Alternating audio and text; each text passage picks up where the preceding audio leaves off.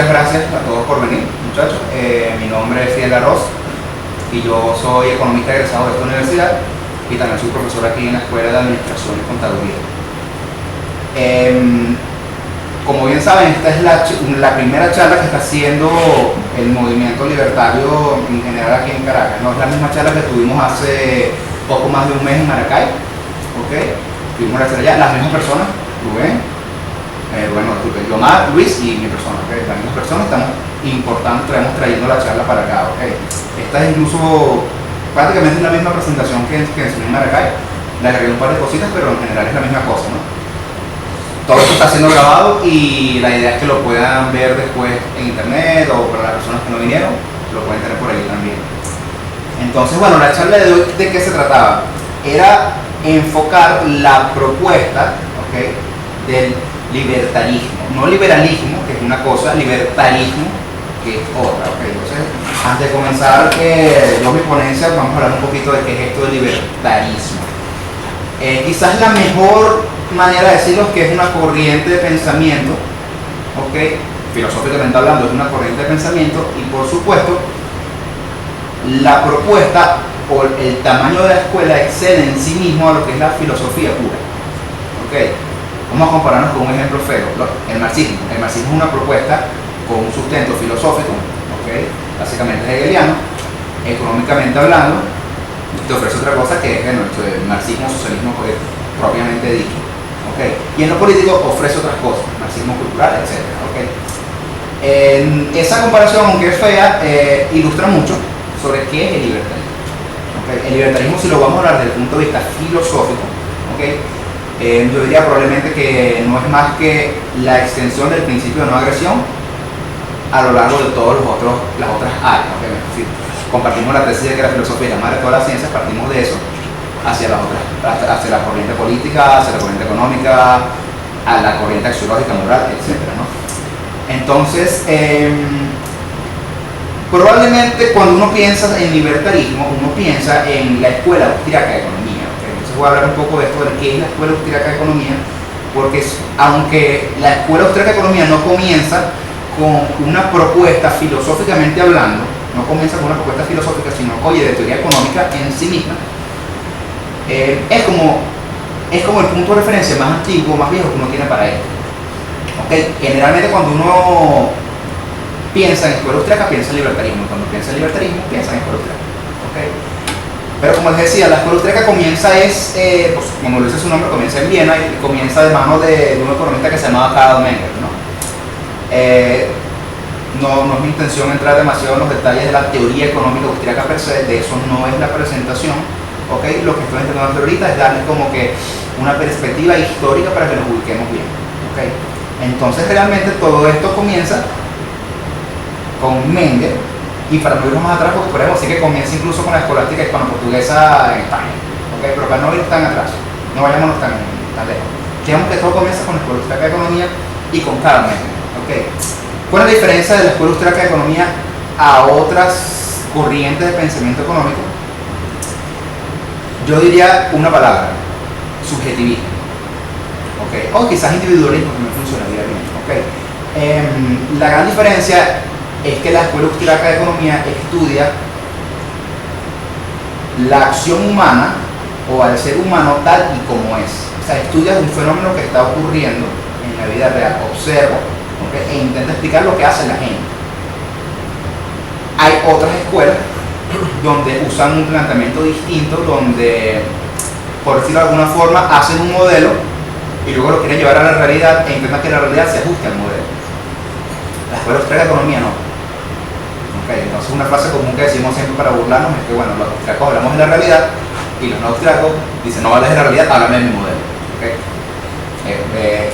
Triste porque no terminas haciendo ejercicio mental, pero no estás haciendo ciencia. Quizás es una afirmación fuerte, pero no terminas haciendo ciencia propiamente dicho, ¿no? Lo que está es pasando el rato.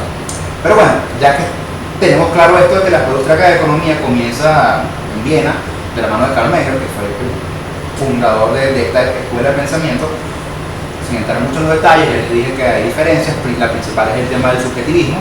¿Okay? Yo diría que estos elementos de libertarismo uno los puede observar ya más maduros a partir de la tercera etapa de la Escuela Austriaca de Economía. Primero estaba Carnegie, estuvo dos discípulos, von Baber y Eugene von Wieser. Esos eran los dos principales discípulos. Y las contribuciones de estos dos últimos, sobre todo el último, son más que nada de teoría económica per se. ¿Okay? ¿Cómo comienzan en las primeras dos generaciones? ¿Qué comienza? Bueno, comienza hablando de teoría del valor subjetivo, teoría del origen del dinero. Lo que han visto mis alumnos saben, ¿okay? Esto la clase que yo les doy a ustedes del origen del dinero viene de allí. ¿Okay? Eso es lo que hace Menger al principio: teoría subjetiva del valor, origen del dinero. Habla mucho de la metodología de las ciencias sociales.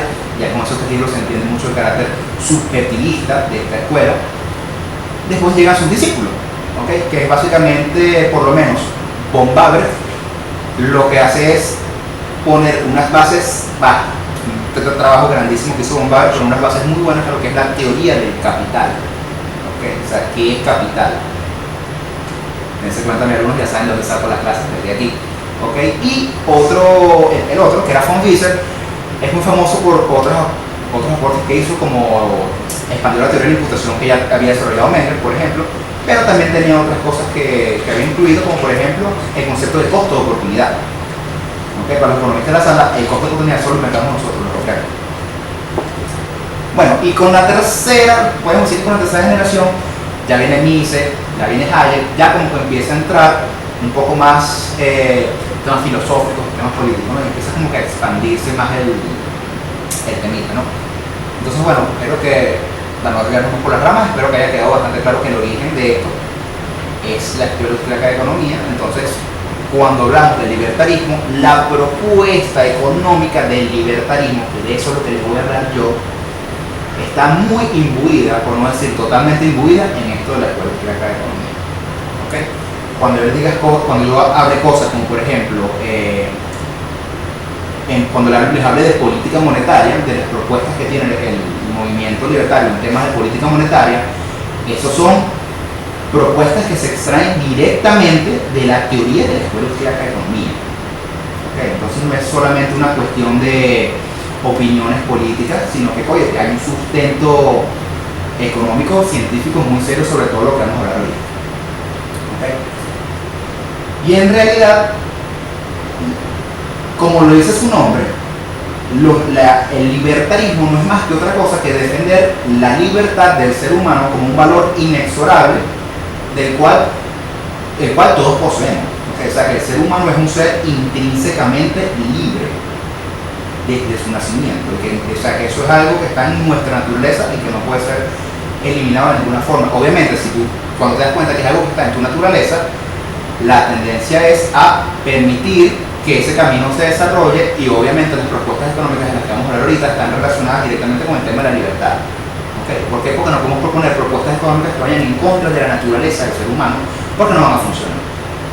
¿Okay?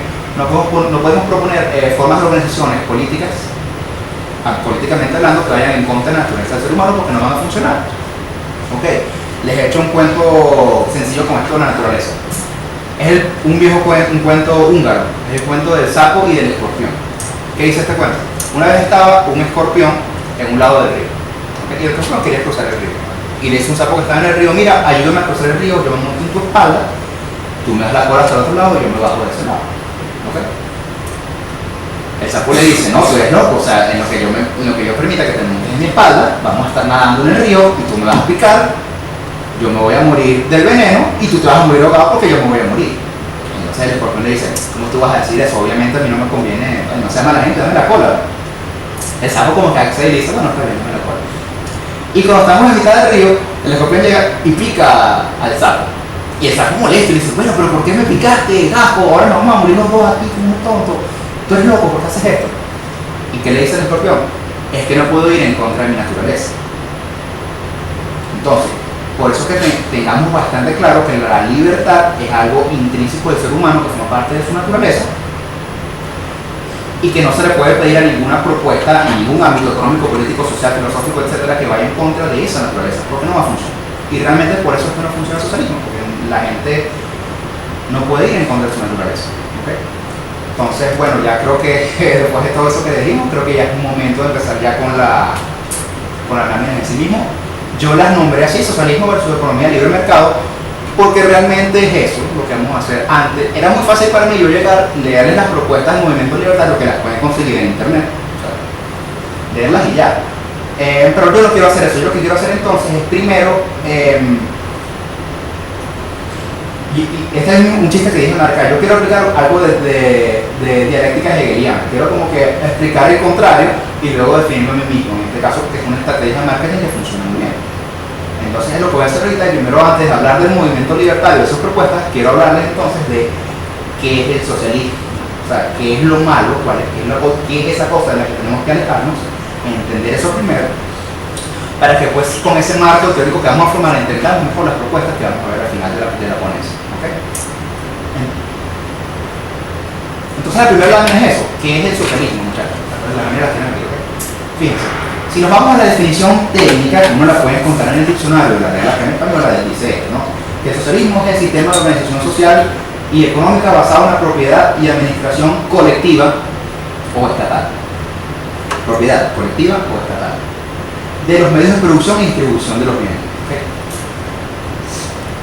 Esa definición se queda corta. Okay. Nosotros que somos economistas de la escuela austriaca usamos una definición de socialismo que es mucho más amplia y mucho más extensa. ¿Qué es esto? Pues nosotros decimos que el socialismo es todo régimen de agresión institucionalizada por parte del Estado contra la propiedad privada. Okay. ¿Por qué esta agresión tiene que venir siempre del Estado?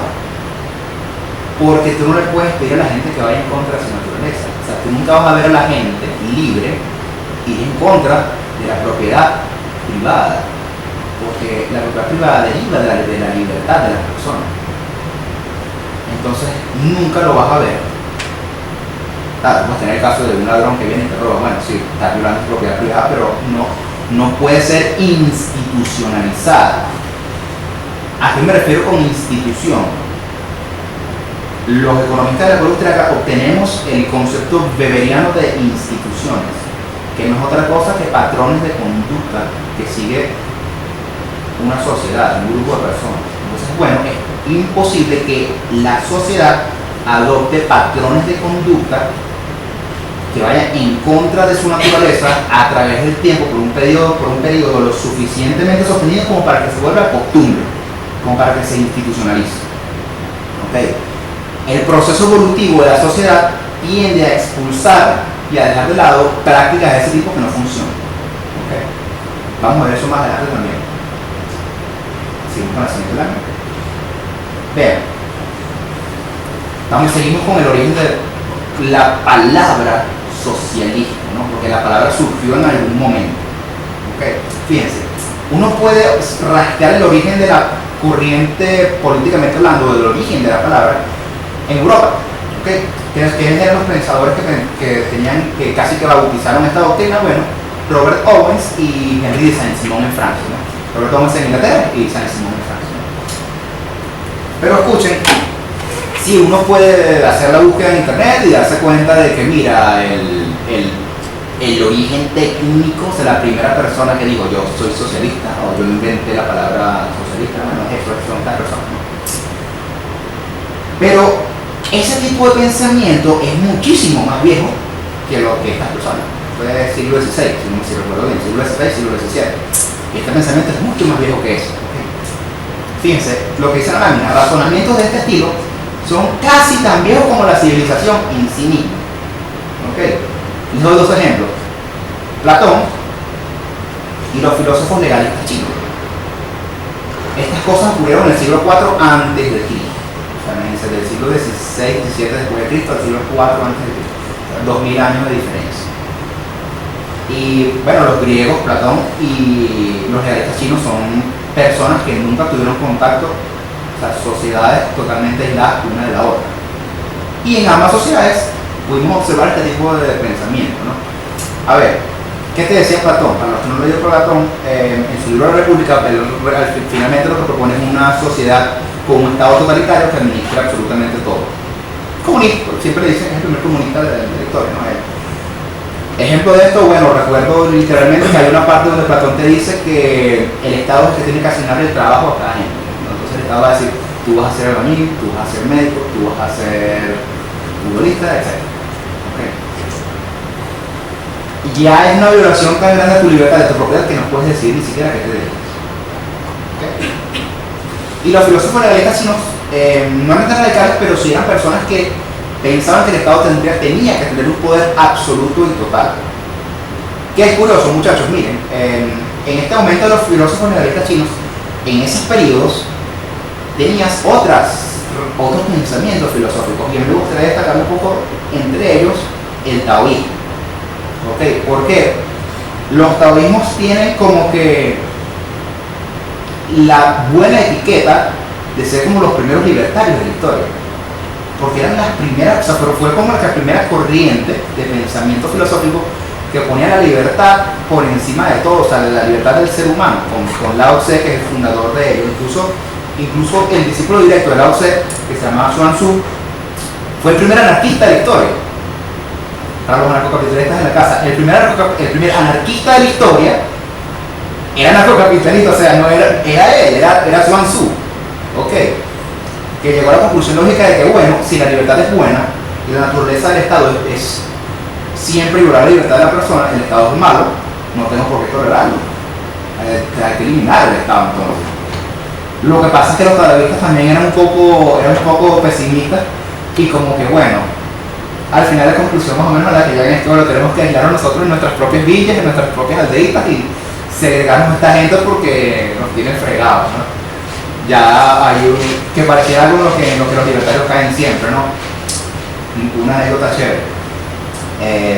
Ahorita hay gente libertaria capitalista que está trabajando muy seriamente en fundar ciudades que floten en el mar, en aguas internacionales, fuera de cualquier jurisdicción de cualquier estado.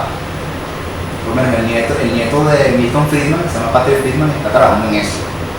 Okay, entonces, como que caemos otra vez a la conclusión de que, bueno, sabes, mejor dejar a esta gente tranquila, nosotros vamos por nuestro lado y ya. Pareciera un buen plan. Pero bueno, entonces a lo que hay que entender es que esta definición de socialismo que yo les acabo de decir abarca todas las doctrinas que van en contra de la propiedad privada y de la libertad económica. ¿Okay? ¿Cómo lo hacen? Defendiendo el colectivismo y la intervención estatal. Bajo esta definición bastante amplia y bastante correcta, todos los partidos políticos de Venezuela, que claro, los grandes son socialistas.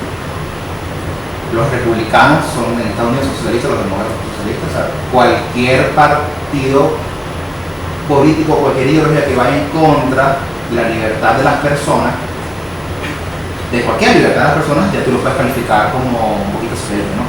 Lo que hay que tener claro es esto tampoco es un indicador 0 y 1, no es que o eres socialista o no eres socialista, no, también hay que ser un poquito más moderado y darse cuenta que la cosa es como una cuestión, en la mayoría de las personas que no tienen este purismo ideológico, es una cuestión de grado.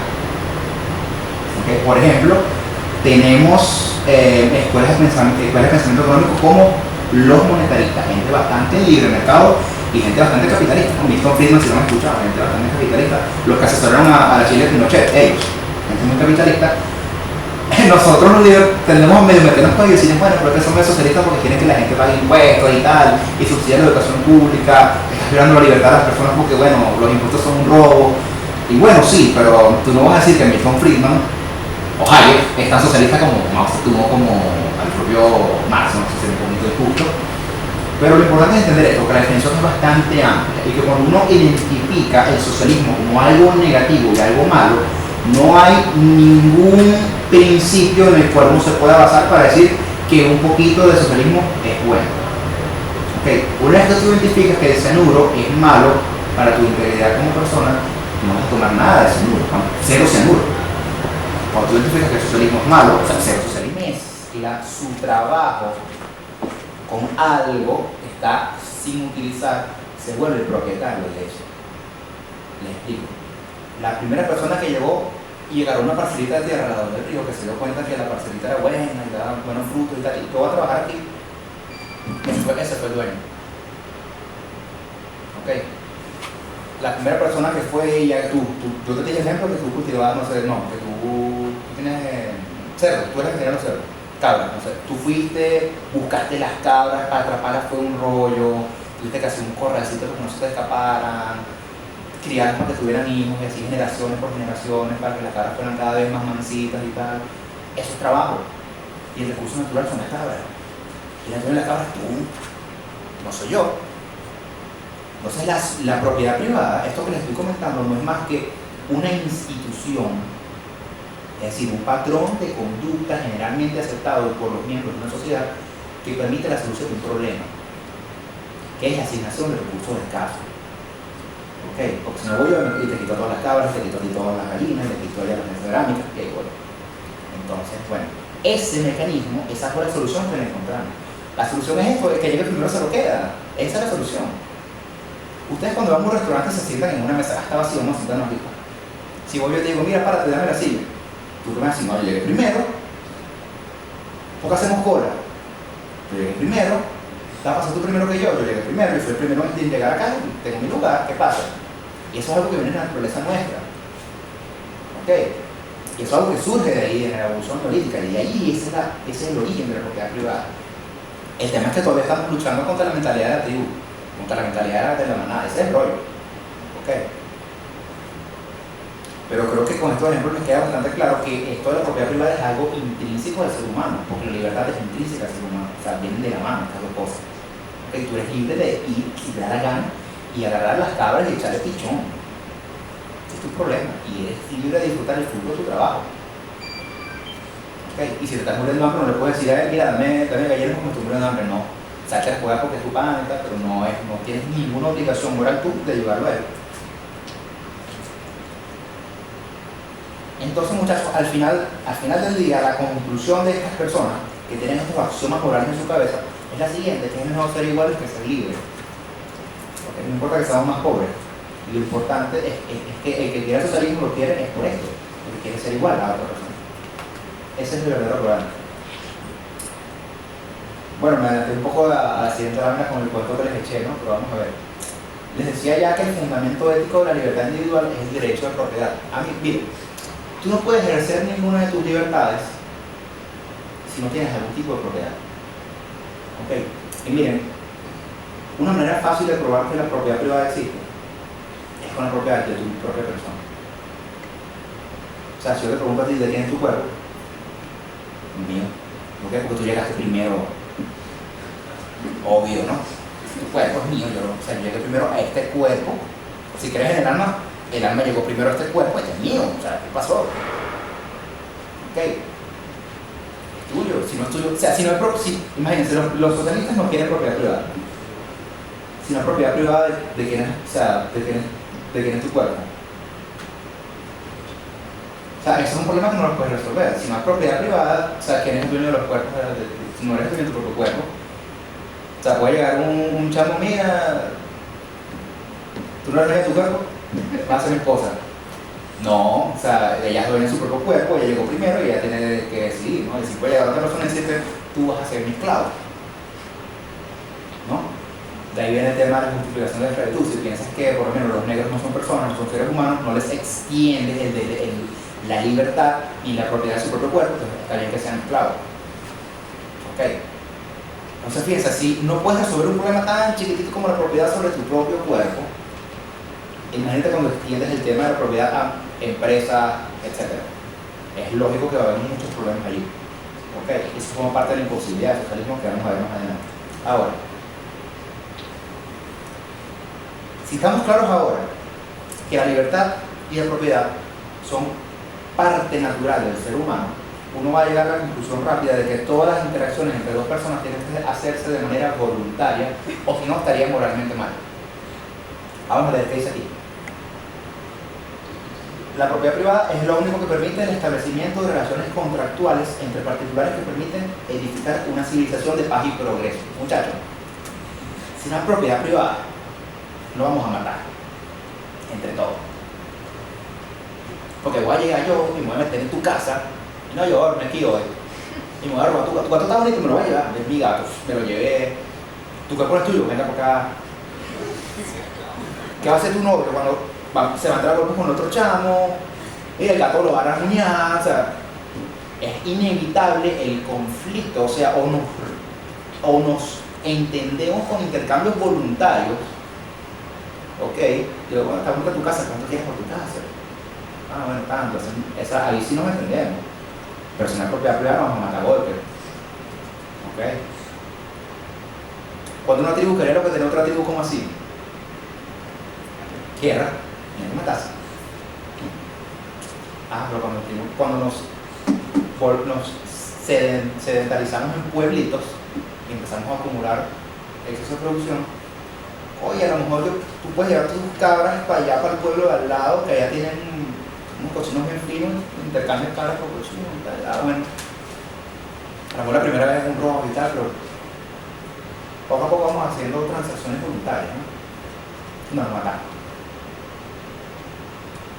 Ahora, esto significa que la propiedad privada, es una institución fundamental para la existencia y desarrollo de otras instituciones, por ejemplo, el proceso de mercado, el sistema de precios, el dinero o la división del trabajo.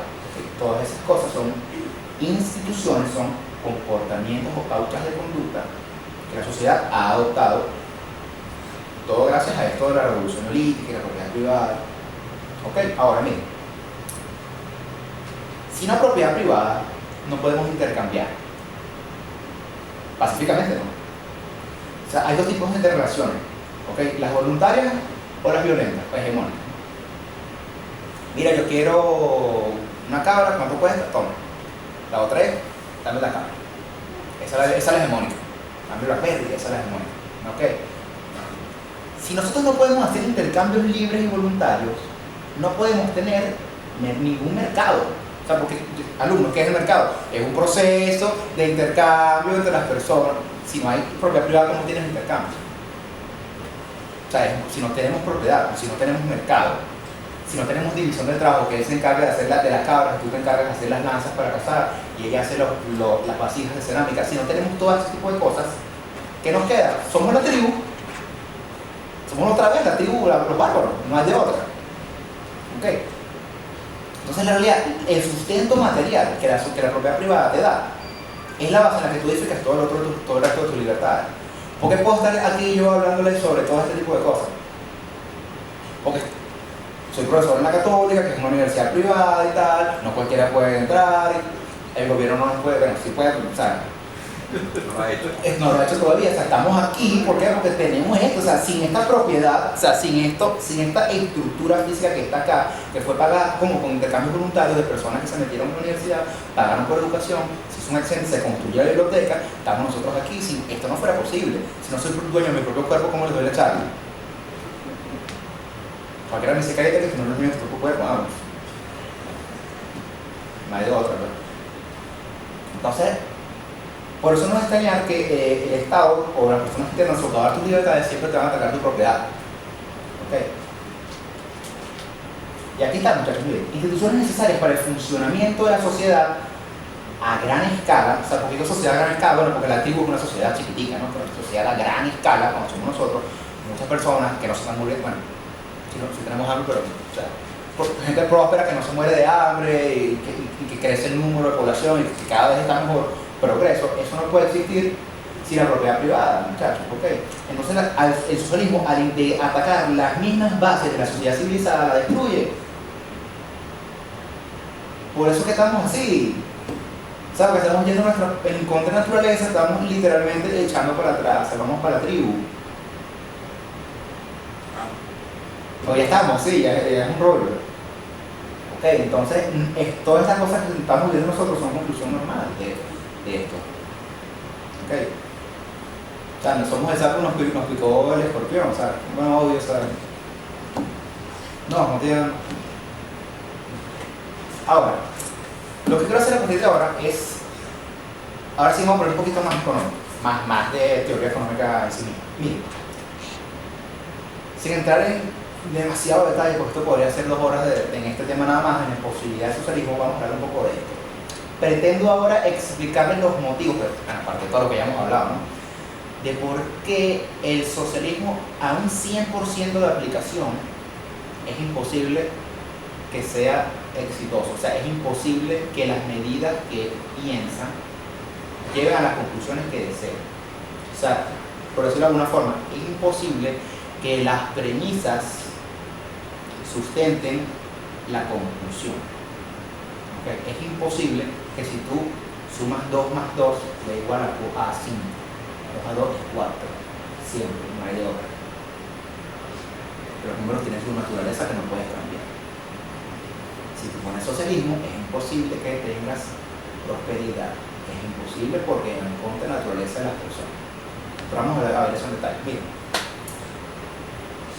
Ya habíamos dicho que el socialismo era que, bueno, literalmente el gobierno llega y es el que administra la propiedad. No hay propiedad privada. Toda propiedad es colectiva o estatal. No hay propiedad privada. El gobierno es dueño de todo. La comuna es dueño de todo. Bueno, eso depende un poco de qué tipo de socialista eres. Si eres comunista, si eres anarcosocialista. Hay miles de personas socialistas, hay miles de corrientes, pero lo que tienen en común es que a ninguno le gusta la propiedad privada, ¿no? Entonces, como que lo que cambia ahí es quién elimina la propiedad privada, ¿no? Si es el gobierno que la administra, si son las comunas hippies que llegan y todo el mundo puede administrar, o sea, es distinto. Okay. Lo que tienen en común es eso, que no hay propiedad privada. Ahora, ¿qué les digo yo? Miren, y estas comparaciones que yo voy a decir ahorita, háganlas siempre comparando esto con una empresa privada. Yo voy a intentar poner el ejemplo, vamos a ver cómo sale. Voy a intentar poner el ejemplo de una universidad privada como esta y una universidad pública. Vamos a hacer el intento. Okay. Primer punto, ¿por qué el socialismo no puede funcionar?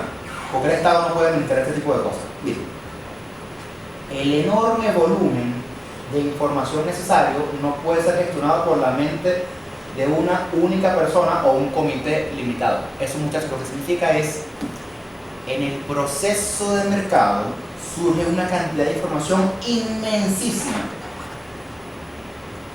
La propiedad privada permite canalizar ese tipo de información. Ya les voy a dar un ejemplo. Si tú estudias en propiedad privada y dices, bueno, ahora el gobierno va a administrar todo, administrar se vuelve imposible. O sea, lo único que va a quedar es administrar muy, pero muy mal, no puedes administrar bien. Si tú destruyes la propiedad privada, destruyes los precios. ¿Okay? Porque si no tienes propiedad privada no puedes tener ni siquiera dinero. Si no tienes dinero, ¿cómo tienes precios? ¿No? Que los precios son un indicador de información. ¿Okay? Cuando algo está caro es porque es escaso. Pero la gente, bueno, eso es escaso. Los demás son caros, ¿por qué? Porque son escasos, bueno, no hay de otro. Porque los dólares son caros, ¿no? Son escasos, no hay de otro. Porque el agua es tan barata, si hay, el agua es muy vital para el ser humano. El agua es mucho más importante para el ser humano que los diamantes, porque el agua es tan barata y los diamantes son tan caros, ¿no? Los diamantes son increíblemente escasos, el agua es increíblemente abundante. Así de simple, no hay de otra. Entonces, como tú, claro, el hombre común no tiene que saber esto que yo acabo de decir. El sistema de precios que surge del mercado lo hace actuar como si él supiera eso. ¿Cómo? Racionando la cantidad de diamantes y no racionando la cantidad de agua. Cuando a ti te suben la factura, supongan un ejemplo que el agua se vuelve muy, pero muy escasa y es privado totalmente el suministro de agua y la distribución de agua. Te van a subir la factura de agua. ¿Qué haces tú? Ah, no, consumo menos agua. El sistema de precios nos permite racionarla, sin nosotros saber por qué está subiendo o bajando el precio del agua. No importa. Y cuando el precio del agua baja, tú destinas dinero a otros bienes que puedes, bueno, el agua es una abundante, puedo consumir. Eso significa que tengo más riqueza para gastar en otros bienes. Ese tipo de información se transmite en el proceso del mercado. Ahora vamos a aterrizar el ejemplo. ¿Cómo sabe una universidad privada qué materias ofrecer? ¿Qué carreras ofrecer? ¿Qué se necesita? Puedes intervenir cuando quieras, levanta la mano, no hay rollo. ¿Qué se necesita en el mercado de trabajo? ¿Cómo tú sabes qué se necesita en el mercado de trabajo? Por el sueldo. ¿Cuándo cobran los médicos en Venezuela? Me cobran bien. Hay pocos médicos, ¿verdad? Pero es que la única universidad que los puede graduar es así, ¿verdad? ¿No? ¿Qué piensan ustedes que pasaría si las universidades privadas les dan permiso para que gradúe el médico? Se gradúa un bote de médicos y en unos años lo que ganan los médicos cae. Sistema de precios. La Universidad de Montevideo tiene un montón de años metiendo papeles para que le permitan dar medicina y no se la aprueben. Por ejemplo. ¿Cómo deciden ustedes qué carrera estudiar? Bueno, aparte de la cosa que les da feeling, una de las cosas en que ustedes piensan es en el sueldo, ¿no? No te van a ganar. Entonces, cuando tú ves, bueno, ¿qué soy? Bueno, los médicos cobran bastante bien, yo voy a ser médico. Chévere. Los filósofos cobran bastante mal, a esta escuela de filosofía aquí, que es muy poquita gente. Ojo, ¿qué hace la universidad entonces? Como esta universidad privada, mira, ok, la escuela de filosofía poca gente estudia, reduce la cantidad de profesores, tú ajustas, el sistema de precios te lo hace saber, porque la escuela está dando pérdida, hay que reducir la cantidad de materias que se ofrecen y tal, quizás aumentar el precio, pero la solución la da eso. Ok. ¿Qué hace la universidad pública? Ofrece una cantidad de cosas que a lo mejor la gente ni se mete, ¿no? Ok. O sea, no meterse en la cantidad gigantesca de cosas que ofrece la Universidad Central. Okay. Y el ejemplo de educación es feo. Es un ejemplo feo, porque mucha gente piensa que la educación tiene que ser pública. Porque, oye, yo quiero estudiar y, o sea, tengo derecho a estudiar, o sea, que me la pague el chamo que tiene el real. Eso también, que me paguen impuestos y que me paguen a mí en la universidad. Esa es la mentalidad de la tribu. Yo te digo, no, no pagues impuestos, esfuérzate y pagues tú la universidad privada que tú quieres, a la carrera que tú quieres, para que cuando te gradúes, si ganes un buen sueldo. Okay. Otro ejemplo de esto, miren, imagínense un sistema de salud, una farmacia. O sea, imagínense un país donde las farmacias son totalmente públicas, o sea, que el Estado es el que las maneja, no hay precio, es gratis. Pública en el sentido que nosotros entendemos de público, porque ya les voy a explicar una cosa sobre la palabra pública. Contra una farmacia que es privada. En una farmacia que es pública, ¿cómo sabes a qué precio tienes que vender las pastillas? ¿Qué hace la gente? Va a llegar a todas las pastillas que puede y sacar la farmacia que hace pastillas. ¿Y cómo repones el inventario después? Es un rollo, ¿no? Va a tener que llegar al Estado a cobrar impuestos altísimos a un montón de gente para financiar una cosa que es altamente ineficiente desde el punto de vista de los precios. Entonces es una ineficiencia que se perpetúa ahí definitivamente. ¿Okay? Pasa con la farmacia privada, la medicamento tiene un precio, ¿verdad? Tienes gripe, vas y te compras, bueno, a lo mejor el primer día vas a la farmacia pública y te dan tu Teragrid gratis, oh, qué fino, bien, así. Y al mes cuando tengas gripe y vayas, ahí no hay. Cuando vas a la farmacia privada, bueno, pagas tu Teragrid, y cuando te vuelves a enfermar, vas y estás ahí en la medicina otra vez. ¿Okay? Y las distintas medicinas van a tener distintos precios, entonces se van a asignar los bienes en la cantidad adecuada según el precio que tengas, o sea, se racionaliza mucho mejor. ¿Okay? Yo no le estoy diciendo que el proceso de mercado es perfecto. Lo que pasa es que es mucho mejor que esta alternativa, que es la alternativa al socialismo. ¿Okay? ¿Por qué? Porque es imposible que el socialismo le gane al proceso de mercado por la primera. Leamos otra vez el primer motivo. La cantidad de información no la puede gestionar un ente principal o centralizado. Chamo, el gobierno no puede saber cuántos atameles tienes que producir. ¿Tú sabes cuántos atameles tienes que producir? No, o sea, nadie lo sabe. ¿Cuántos zapatos tienes que producir? ¿Cuántas camisas?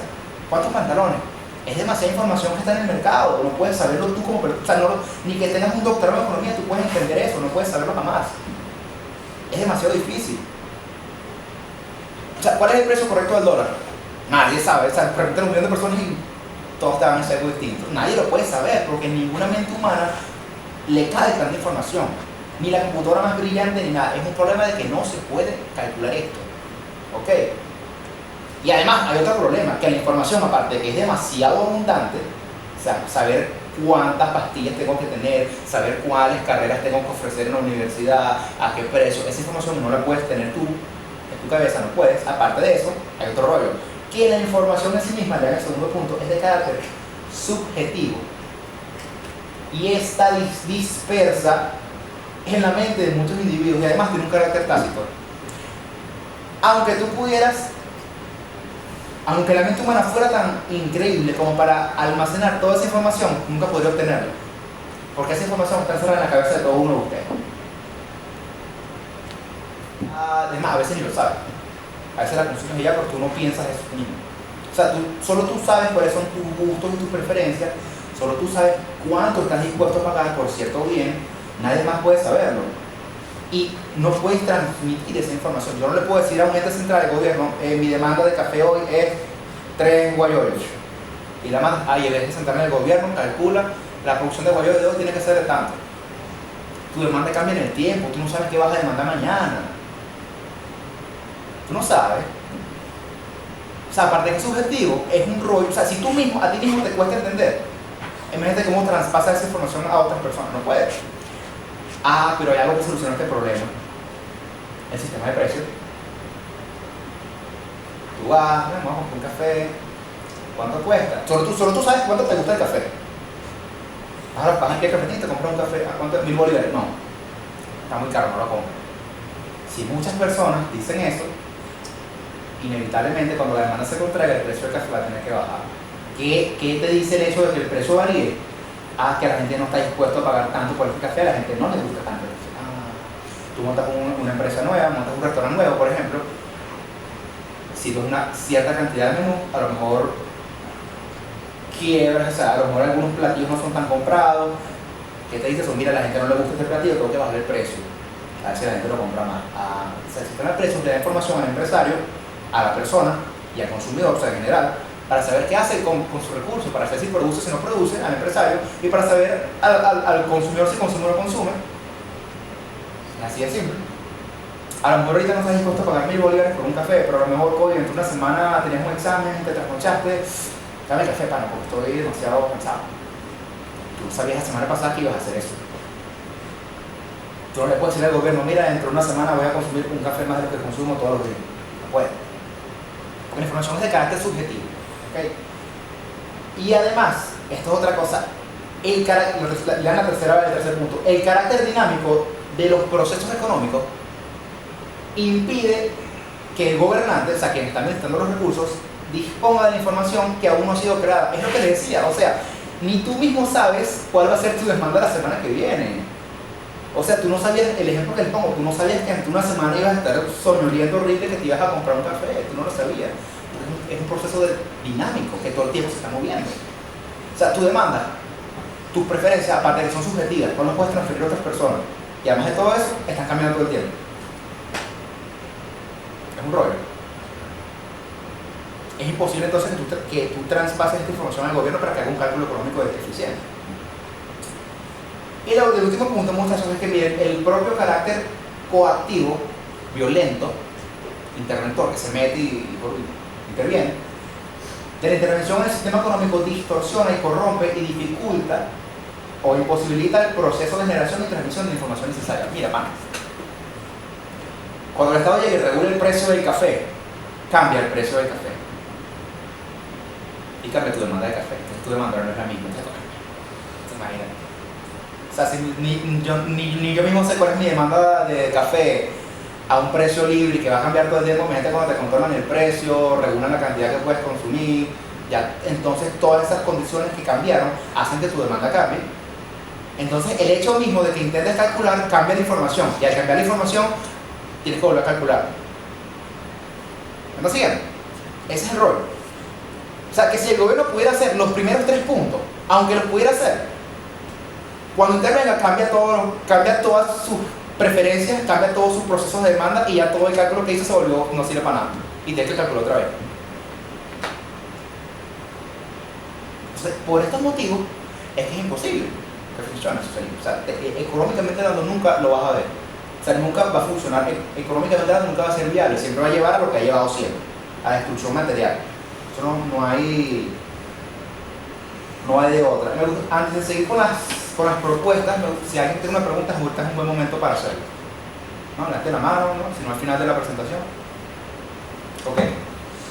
Ahora que dimos todo el marco teórico, toda esta charla que les estaba dando, ahora es un buen momento para ver las propuestas que tiene el movimiento libertario de Venezuela. ¿Okay? Se las pueden conseguir fácilmente en la página de internet del movimiento. Chévere. Fíjense. En materia de gasto público y fiscalización, son estas. La primera es abandonar y condenar el socialismo, obvio. No hay que explicarlo más. Menos burocracia y menos intervencionismo por parte del Estado. Si ya te acabo de explicar por qué el socialismo es malo, la primera propuesta es no sea socialista. O sea, ese es obvio. No hay demasiado que explicar ahí, ¿no? Ahora, esto es bueno, liberalizar de manera masiva todas las empresas estatales del gobierno venezolano. Mira, lo último que acabamos de ver es porque el cálculo económico es imposible en el socialismo. Entonces, libera las empresas. O sea, si acabo de probarte ahorita que es imposible que el gobierno gestione mejor de lo que lo hace el sector privado, libera las empresas, devuélveselo a sus empresarios, eso lo saben hacer mejor que tú. Ahora, la tercera, eliminar la persecución y fiscalización a la propiedad de parte del aparato coactivo del Estado, obviamente. Si te digo que no puede suceder, si te digo no va a socialismo, te estoy diciendo no a la invasión de la propiedad privada. Eso no está totalmente relacionado. Es casi hasta obvio después de toda la charla que acabamos de dar que estas son las propuestas, ¿no? Y la última es abolir la gestión pública y de todo el sistema de subsidios. Muchachos, miren, los impuestos que son intervenciones estatales crean distorsión. Cuando yo le cobro un impuesto a un bien, por lo menos bienes de luz, impuesto a los bienes de luz, es más alto que el del IVA. Cuando yo hago eso, altero el consumo de ustedes. Si no hubiera ningún tipo de impuesto de subsidio, el precio del whisky estaría en un lugar y el precio del ron estaría en otro lugar. ¿Okay? Ahora, como el whisky es un producto de lujo y es exportado, ¡pum! Impuesto a producto de lujo, le sube muchísimo el precio. A lo mejor antes de que ese impuesto, tú, bueno, consumir un whisky no había problema. Consumir no también, pero consumir cierta cantidad de whisky y cierta cantidad de ron, porque te gustan las dos cosas. Te están clavando el impuesto de bienes de lujo, no, te consumo más whisky, olvídate. Toda la gente que trabajaba produciendo whisky, importando whisky, distribuyendo whisky, perdió parte de su empleo. ¿Por qué? Porque mucha gente dejó de comprarlo. ¿Por qué? Porque hay una distorsión que el gobierno la lanzó allí. ¿Okay? Y a costa de qué? A costa del beneficio de la empresa que hace ron. Porque el consumo que era de whisky se fue a consumo de ron. Claro, a la gente del crucero finísimo más le va a decir, no, claro, impuestos a esta gente de whisky para que consuma productos venezolanos, nacionalismo y tal. No, eso es bueno, creamos trabajo en Venezuela. No, pana, porque no estás viendo que estás dañando a otra industria. Lo que estás haciendo es dañar una industria para ayudar a otra. Y el que pierde son los consumidores. O sea, perdemos todos menos el gobierno y su amiguito. ¿Ok? Fíjense que las propuestas no son propuestas positivas. Propuestas de hacer algo. Son propuestas de dejar de hacer. O de no meterse, o no meter la mano en otro lugar. Y así son todas las propuestas.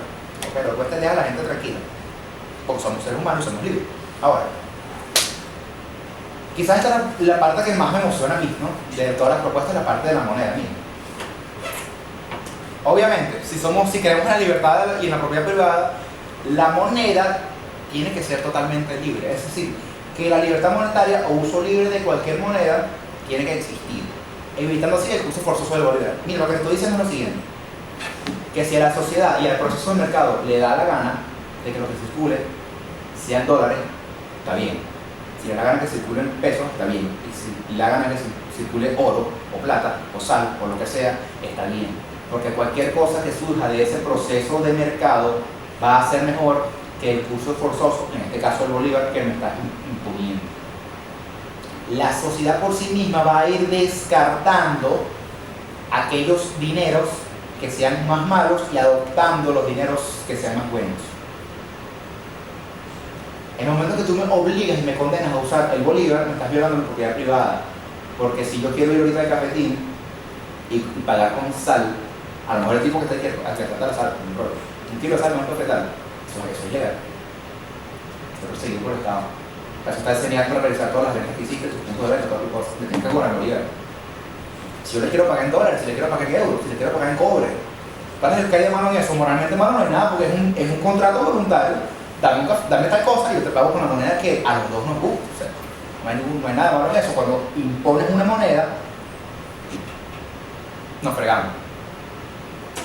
De hecho, si el Estado controla los billetes que hay en tu cartera, controla tu vida. O sea, controla directamente todo lo que tú puedes hacer, el fruto de tu trabajo, todo. Pana, es que el bolívar ni siquiera es dinero. Mira, te voy a decir una cosa, el dinero, para que sea dinero, tiene que surgir de ese proceso de mercado espontáneo. Si el dinero es obligado, no es dinero. Porque si fuera un dinero tan bueno, la gente lo usaría. Por proceso no necesitaría un gobierno atrás. Y esto pasa aquí en todo el mundo. Ojo, en el mundo gobierna un sistema de dinero fiduciario. que todos los gobiernos del mundo tienen una moneda, bueno, no todos, pero la inmensa mayoría tienen una moneda de curso forzoso, que es un banco central que emite la moneda que le da la gana al Estado, el Estado controla absolutamente todo eso, y no hay respaldo ni nada. Olvídense que hay monedas respaldadas, no, las monedas de hoy en día están respaldadas en otras monedas, y esas otras monedas no están respaldadas en nada.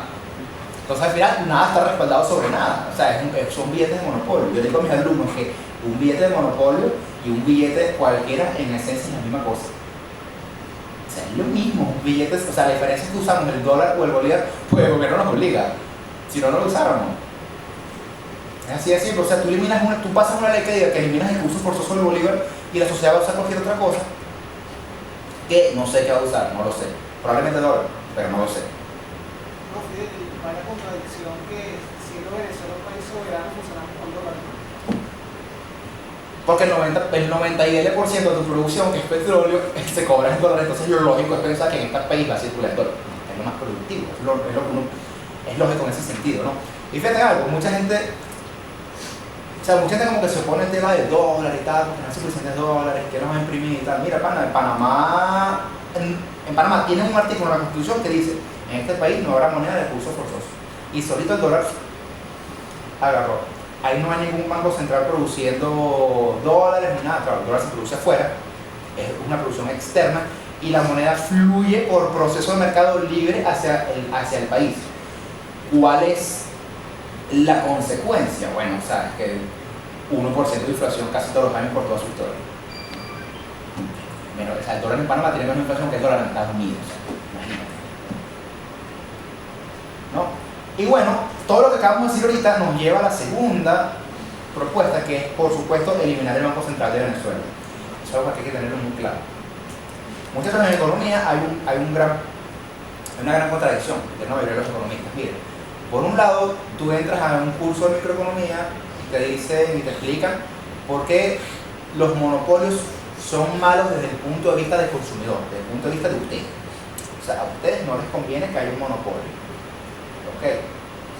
Entendiendo un monopolio como una cosa que surge, como una empresa que se apropia de todo el mercado por ventajas extraordinarias que les da el gobierno. Subsidios, les cobra impuestos a las otras compañías y a ti no, etc. ¿Okay? Ventajas extraordinarias que no están surgiendo por procesos de mercado, sino por culpa de la coerción y la violencia. ¿Okay? Eso es el monopolio. Pero vamos a entrar en un monopolio. O sea, qué malo.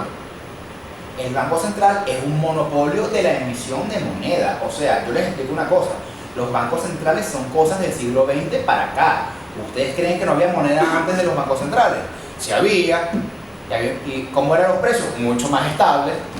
¿Qué era la moneda? Oro y plata, que es lo que el proceso de mercado le tomó 10.000 años, no sé, para llegar a la conclusión de que el oro y la plata era la mejor moneda. Y nosotros deberíamos usar eso, o sea, a eso nos llevó la evolución. O sea, que tú rompes con ese esquema y insertas los bancos centrales. Claro, el Banco Central, ¿cómo comienza? El Banco Central comienza para cubrir sin entrar demasiado en la historia, porque esto también puede durar 2 horas de ponencia. ¿Cómo comienzan los bancos centrales, muchachos? Comienzan con capital privado, es decir, sector privado, y parte de capital estatal del gobierno. ¿Cuál es la función de los bancos centrales que surgen en Inglaterra, en Estados Unidos, etcétera? Era para financiar los déficits del gobierno. Es decir, bueno, el gobierno en un momento estoy demasiado endeudado, ¿qué hago? Bueno, ahora la moneda que circula es la que yo digo y la imprimo. Y listo, si tengo que pagar, te imprimo y te doy eso. Ese es el mejor negocio del mundo. Es la confianza. Fíjate que te dije, pero hay un caso en España también, alguien que se inventó una moneda también así, o sea, es un tema también, ¿no? Fíjate que te dije la palabra fiduciario. Fiduciario viene del latín fidus, que significa fe. Fe, confianza. Es algo que vale porque la gente tiene confianza en ella. Ciertamente no hay ningún respaldo material, pero hay garantías, hay expectativas de que el crecimiento de esa masa monetaria está controlado. ¿Por qué? Porque es de emisión privada. ¿Okay? Y hay gente que gana dinero emitiendo bitcoins y emite solo cuando gana. Pana, cuando el dinero era oro y lo emitían los privados, ¿cómo emitían? Creías que tenías seguro. Fíjate, es más o menos la misma cosa. De hecho, fíjate que al Bitcoin le dicen mining, minería de Bitcoin, minería de oro, minería de Bitcoin. ¿Cómo es la cosa con el oro? Te explico, mira. tú producías una moneda de oro cuando el precio de oro, cuando la diferencia entre el precio del oro y la moneda del oro se agrandaba. ¿Ok? Cuando había demasiado oro en el mercado y el precio de la moneda de oro, el valor de la moneda de oro, su poder de compra caía, tú no producías moneda de oro, que ibas a perder. O sea, ¿Quién emite el Bitcoin? ¿Una compañía? No, en mineros. Son datos que tú Dinero. Son datos que tú vas a tener con una computadora, con un No, procesador. no es como que Google saque una moneda, pues un Google Pay. No tan fácil, pues de todas maneras, para tu producir Bitcoin tienes que tener una cantidad de equipamiento sofisticado y tal, hay que saber mucho. Yo soy experto de Bitcoin, pero no, o sea, un poquito O de sea, eso. el Bitcoin lo saca cualquier persona. Cualquier persona que tenga capital y conocimiento necesario para hacerlo y que pueda ganar dinero para hacerlo. Cuando el precio del Bitcoin baja, la gente no produce Bitcoin. Cuando sube, sí. Pero de hecho, como dato adicional, creo que fue en Valencia, Ujú. hubo un grupo de personas, porque eso no es que Oro. Tú ves ahí estabilidad de precio, yo sí. Incluso tienes periodos donde suben un poquitico y periodos donde bajan un poquitico. O sea, tienes periodos de deflación, donde los precios caen. Tienes periodos donde los precios caen, pana. O sea que el oro es tan bueno que los precios de los bienes y servicios caen y tú puedes consumir más cosas y demandar más cosas y compartir más cosas y ahorrar más, chamo, por el futuro. Eres más rico. Ok. Mira qué pasó después del Banco Central. Claro, el Banco Central lo hizo mucho más estable entre los años 2000, desde el año 50, que es cuando nace, ¿ok? Hasta los años 70, que es cuando nacionalizan el Banco Central. ¿A qué me refiero con esto? Ya comenté que los bancos centrales nacen como una mezcla de capital privado y estatal. Venezuela, como no formó parte activa de las guerras mundiales, no tuvo esa excusa de déficit fiscal grande para crear el Banco Central, por eso lo crean tan tarde, por eso. Los demás países tienen Banco Central, las potencias tuvieron. Ya tú vas a ver el gráfico de Estados Unidos, ¿ok? Pero la cosa es que terminamos juntando la moda y sacamos un Banco Central. ¿Qué vamos a hacer? Y el Banco Central no rompe el patrón oro al principio, por eso que ve estabilidad. ¿Qué es lo que hace? El Banco Central, la primera cosa que hace es eliminar la reserva en un 50%. Es decir, que si el bolívar valía 100 gramos de oro, tú tienes que tener los 100 gramos guardados. Tienes que tener guardado la mitad, 50. ¡Pum!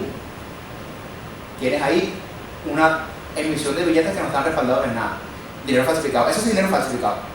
Eso sí no es dinero. Porque tú me estás haciendo creer que este billete está respaldado por 100 gramos de oro y no, es mentira. Está respaldado por la mitad. O sea que la mitad del dinero, o sea, está respaldado solo por la mitad, por eso es que el coeficiente del 50%. Te están robando el 50%. ¿Ok? Claro, poco a poco van erosionando ese número hasta que, mira, hay un momento en los años 70 donde nacionalizan completamente el Banco Central y el petróleo. Buenísimo que lo digas. Y mira lo que pasó. Pana, y si te pongo, yo te pongo aquí la inflación de 2015-16, del año 2015 y del año 2016, y la vamos a sale el gráfico que hace en el último piso aquí del hotel. Entonces, no es de sorprender, o sea, ya las convencí, les di toda la charla porque el Banco Central es malo, ahora les muestro los números, mira, o sea, nos va bien sin Banco Central, no hace falta eso. Ok, algunos me dirán, bueno, pero, oye, el problema no es el Banco Central, sino quien lo administra. Mira de Estados Unidos. De este lado es sin Banco Central. Sí. sí, no se va a hacer. Pasa que, claro, está un poquito pequeño, no sé, fíjate, te lo digo aquí. Esto comienza, el dato comienza desde el año 1775. Ok, en el año 1910, en el año 1913, crean la Reserva Federal de Estados Unidos, que es el Banco Central de Estados Unidos. Es la línea roja que está ahí. Antes de eso, esto no es inflación, esto es el índice de precios del consumidor, tomando como año base el primero, que es el año 1774. Ok. Esto te muestra cuánto han crecido los precios de los productos a través de todo este tiempo. Y esto llega hasta el año 2000 nada más.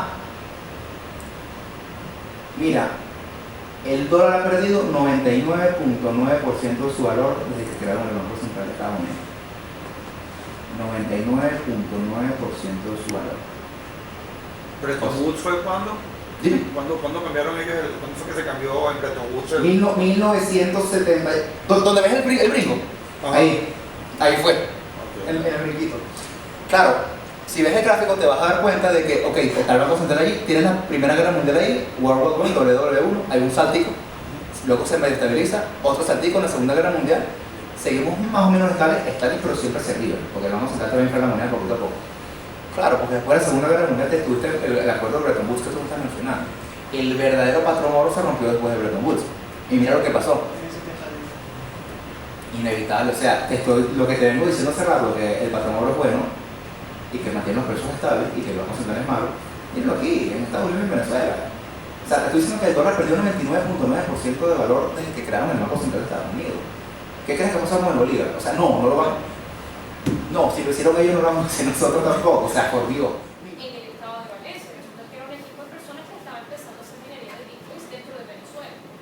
Entonces, bueno, por ahí que por cierto que tengo entendido que ya prohibieron, o sea, que el bitcoin Es legal. sí, o sea, es ilegal aquí en el país. Pero fíjate que tienes un buen ejemplo. El Bitcoin no le pertenece a ningún estado, por lo tanto es libre, y ningún país debe prohibirlo el uso, No, claro, porque es de uso de internet. Es cierto lo que ella está diciendo, eso fue un operativo del SEBIN, aquí en Venezuela es demasiado sustentable comprar una máquina de Estados Unidos que te puede valer $6,000, $10,000 y la más barata $2,000, ponerla a trabajar con un equipo sofisticado de CPU, con un software que te proteja de hackers, crear una wallet y ponerlos a trabajar. ¿Por qué? Porque un Bitcoin cuesta como $800 más o menos, 780. se va a acabar. Y si tú cambias el dólar, ese Bitcoin a dólares y los vendes aquí, estás ganando casi 8 millones de bolívares. Entonces, con el consumo de uso que está usando de la electricidad, que es gratis, Está subsidiadísimo y es súper es rápido. gratis, tú estás perdiendo menos del 0,001% de lo que estás ganando en bolívares. Por eso es que el SEBIN le asusta eso, porque te estás haciendo millonario de una manera extraordinaria. Tienes la casa de la moneda en tu casa. No, y además, Y aparte, no, ¿cómo yo controlo la moneda si esa moneda no le pertenece a nadie? ese Entonces, es el detalle, es una cultura de dependencia con el Estado. Eso es Sabe total, sí, sí. la declaración. Mira, los bienes no pagan impuestos, nada más por ahí eso es motivo del Estado para perseguirlo. O sea, tuvo el Consejo del Estado lo que se pretende es con el Estado y moneda. Eso es lo que se pretende. eso, mi teoría, o sea, yo creo de verdad que el Bitcoin existe porque existen un montón de monedas fiduciarias horribles. Yo creo que si el dinero fuera oro, el Bitcoin no tendría motivo de. O sea, fíjate que otra vez, dos cosas: proceso del mercado dando alternativas mejores a las que da el Estado. O sea, esto es un proceso libre del sector privado que dio esta moneda Bitcoin, que es una alternativa superior a lo que nos daba el Estado. Y es rentable producir o no según el sistema de precios, que ya habíamos hablado de eso. ¿Cómo sabes tú cuando producir y cuando no producir? Depende del precio del Bitcoin y de muchas cosas. Entonces, obviamente, como la naturaleza del Estado es controlarte eso, de nada me sorprende que te manden el SEBIN para allá para tu puerta. Pues. Inevitable. Ok, pero bueno. Ahora que hablamos de todo este tema de la moneda, siempre uno termina hablando de esto, muchachos. Miren, restaurar el patrón oro con reserva o coeficiente de caja del 100%. Los economistas de la escuela austriaca generalmente siempre te van a defender el patrón oro. ¿Qué es el patrón oro? Primero que nada, el patrón oro no es más que un billete, el clásico billete de papel, que está respaldado y tiene valor porque representa cierta cantidad de oro que está guardado en una bóveda de un banco. Es decir, el billete surge porque el billete surge como una invención de los bancos. El proceso de mercado inventa esta cosa de papel que no es más que un cupón, que no es más que un cheque. Porque es muy fastidioso andar con 10 kilos de oro. Si somos empresarios y te voy a vender 10 kilos de oro, pana, 10 kilos de oro pesan y me pueden robar. O sea, un billete, digo, ¿qué banco usan? Ah, tal banco. Yo también. Mira, aquí tengo un billete, 10 kilos de oro, aquí tienes. Redimible solamente por ti. Listo. El patrón oro es ese, mira, tienes por lo menos $1, vale, no sé, 100 gramos de oro, eso sería patrón oro. Y cada dólar tendría que estar respaldado por 100 gramos de oro. ¿Ok? Porque el dinero no es el dólar sino el oro. El dólar no es más que, mira, el cheque, el cupón, o sea, eso es todo. Entonces, cuando tú defiendes el patrón oro, lo que está diciendo es que, mira, hasta ahora el proceso de mercado ha indicado que el oro es de verdad el dinero por excelencia que hay aquí en el planeta Tierra. Los billetes deberán estar respaldados en él. Eso es patrón amor y con coeficiente de caja del 100%. ¿Por qué? Mira, hay dos opiniones en eso. Mira. Hoy en día, los bancos privados tienen una cosa que se llama el encaje legal, ¿no? El encaje legal no es más que el porcentaje de dinero que tienen en depósitos que debe estar guardado en bovedas del Banco Central y no debe